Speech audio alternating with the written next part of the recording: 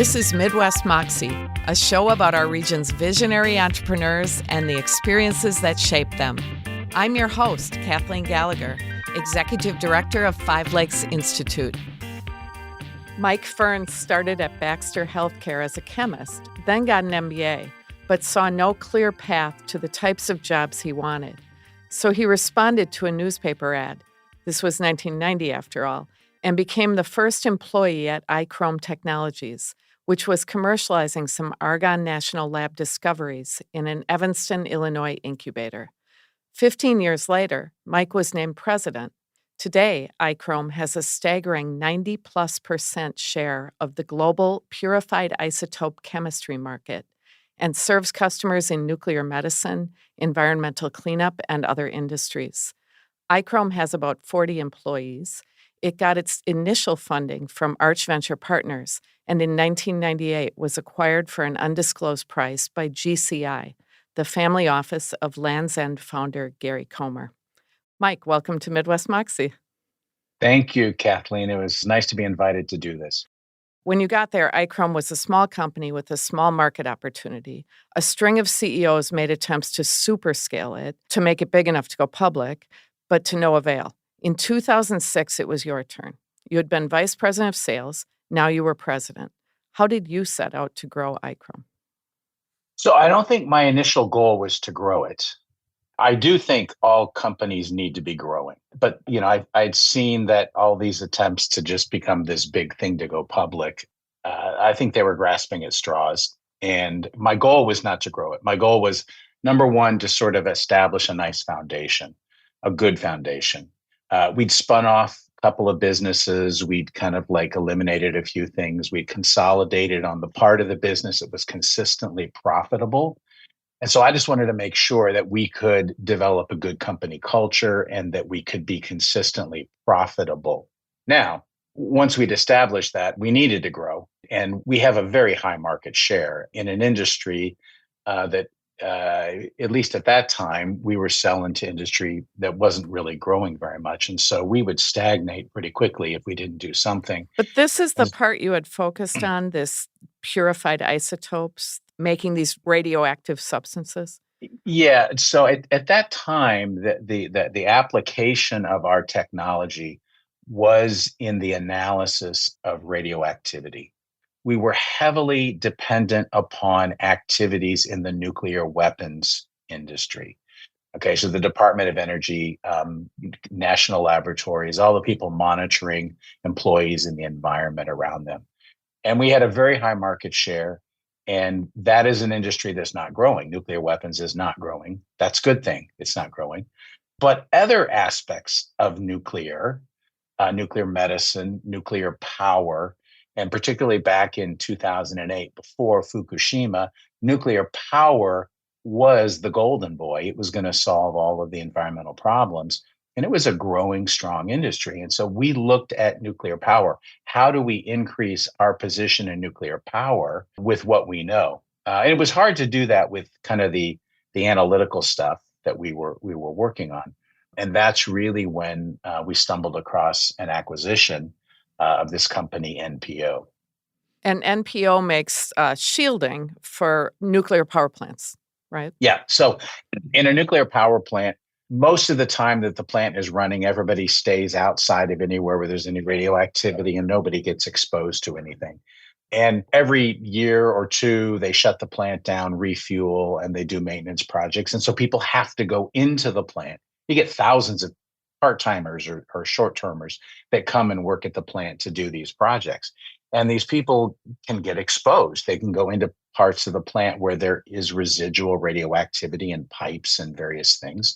And so you need to protect those people. So they install temporary shielding, things made out of lead and other heavy, dense metals to protect people from exposure. And that's NPO's product line, is this temporary shielding that's installed in the plants. So that got you into the trend of the moment.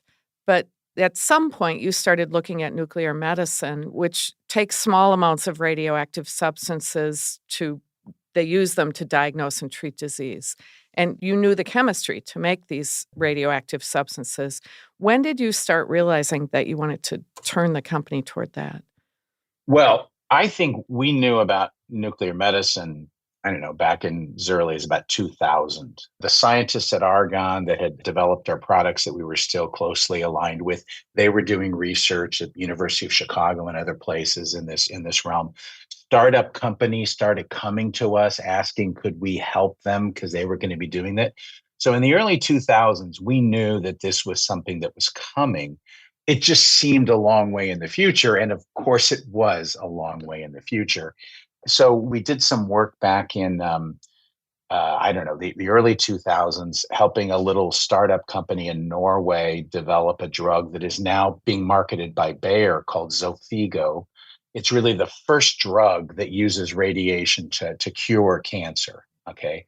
And all the work was done back in the early 2000s, and it didn't really get commercialized and become anything big until 10, 15 years later, probably just before the pandemic.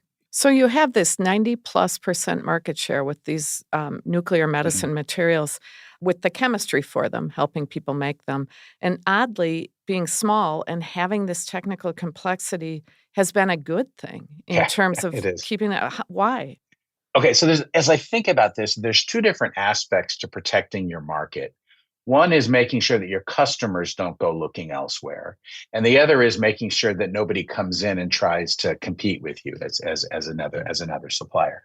With the customers, we have always had a culture of being technical colleagues with our customers. We've always been thought leaders. We do things, we publish papers, we speak at conferences, we engage in the marketplace. We have an exceptionally high level of customer service, shipping performance, return policies. Any problems, we'll fix it. We want to make sure that our customers love us and like us, and they're not going to be tempted to go to somebody else. So that's an intentional thing that we've done really, really well. We're also fortunate. I've mentioned to you that there's luck in this. This is a high tech niche business. And so the ability to develop products to compete with us would require a certain level of investment, a certain level of infrastructure to operate a business, to do the quality control. And so that level of investment is high enough that you're not going to get some retiree from Argonne Laboratory saying, "Hey, I'm going to set up a business in my garage and compete with Eichrom." It's going to be too much money. It's going to be multiple millions of dollars. But then big companies that would have the wherewithal to do that, and in fact, 3M 30 years ago developed a competitive product and they tried to compete with us and they failed because their expectations of success are much higher. They've got to get it, the market isn't big enough for them to, even if they got it all, for them to succeed. So we're lucky that we're in this nice market where it's hard for somebody to come compete with us, and at the same time we ensure that our customers love us and respect us, and that we're the first person that they call whenever they've got a problem that we can handle. Speaking of your customers, you say that every time iChrome has had a big breakthrough, it's been driven by a customer. You're Yeah. not a big fan of let's just put products out on the market. Give us an example of how you've worked with a customer to develop a product. Yeah, so there's a product line that kind of emerged out of this. Is probably the first synergistic product between iChrome and NPO that's come together. We were working with this nuclear medicine customer, a company that runs a bunch of radio pharmacies, and they make these nuclear medicine components that are transported to a scanning facility or a hospital over the ocean. And we I'm sorry. should point out a lot of these radio pharmacies, the material has to be delivered very quickly because it Yeah. loses its shelf life, as it were, like Exactly. days, Yeah, right? exactly. It's decaying away. There's Yeah. there's definitely shelf life. And so they need to transport it over the open road, and there needs to be shielding because you don't want to be driving down the highway and somebody next to you is irradiating you. So there's shielding. We were selling chemical products to this company to help them manufacture and purify these radioisotopes. Now they had a need, they had a problem. They had three or four different suppliers of these shielded shipping containers. They wanted to consolidate on one, and they came to us and said, "Hey, you guys know shielding from your NPO business. Could you design something for us?" And that kind of sputtered along for a number of years until there was a champion at the customer he was intent on making this happen. It was his mission to do this.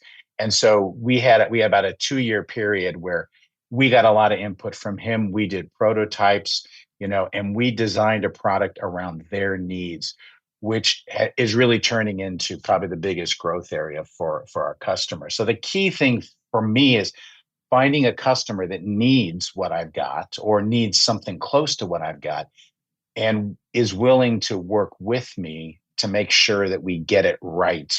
And then they're willing to buy it.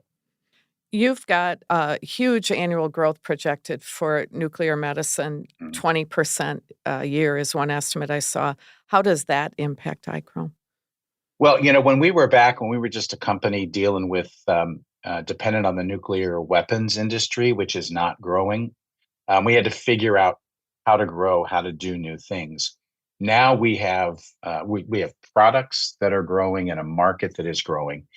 And it's causing us to change our expectations about who we are as a company and what we need to invest in and what people we need to have and what technologies we need to have. There is built-in growth potential for us as the industry grows. We need to be prepared. We need to make sure that those things I said about keeping our customers from looking elsewhere, being the industry thought leaders, that kind of thing. We need to invest in that in this industry. We're now more focused on how do we build ourselves internally, probably spending more money, hiring more people than we have in the past. It's an amazing story, and you've lived through so many twists and turns of this story. It's a pleasure talking to you, Mike. Thanks for joining us on Midwest Moxie. Thank you very much. It's been a pleasure too. You can read more about today's guest by visiting wuwm.com. Don't forget, you can also listen to the show as a podcast if you'd like to take us on the go.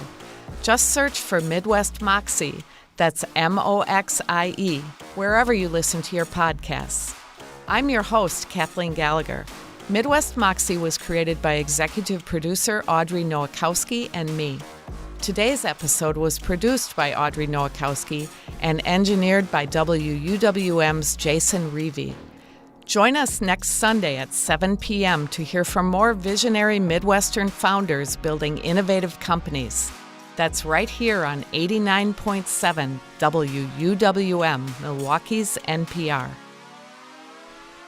Support for Midwest Moxie comes from Microsoft, whose efforts to drive technology development across the Midwest and beyond include its National TechSpark community engagement work, which started in Wisconsin, its role as co-founder of Titletown Tech in Green Bay, and its new AI co-innovation lab at University of Wisconsin-Milwaukee. More information is available at Microsoft.com.